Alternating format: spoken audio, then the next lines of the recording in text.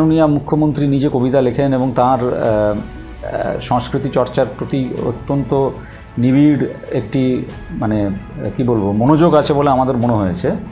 তো সেখানে তার অধীনস্থ একটি দপ্তরের মন্ত্রিত্ব অ্যাপ্রুভাল লাগে এরকম একটা উৎসব করতে গেলে, সেই অ্যাপ্রুভালটা আসেনি বলেই নিশ্চয়ই উৎসবটা হয়নি, মানে সাদা বাংলায় বললে যা বোঝায়।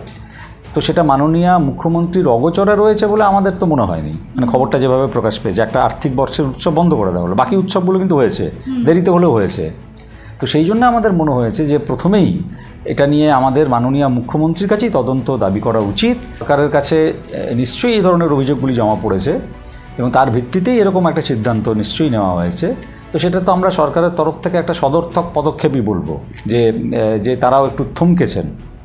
তো সেই জায়গা থেকে আমাদের মনে হয়েছে যে মাননীয় মুখ্যমন্ত্রী হচ্ছেন এই পরিস্থিতিতে সেই মানুষ যার কাছে আমরা এই আবেদনটা রাখতে পারি যে একটা নিরপেক্ষ তদন্ত হোক এবং জানা যাক যে অভিযোগগুলো উঠে এসেছে সেই অভিযোগগুলো সত্য কিনা।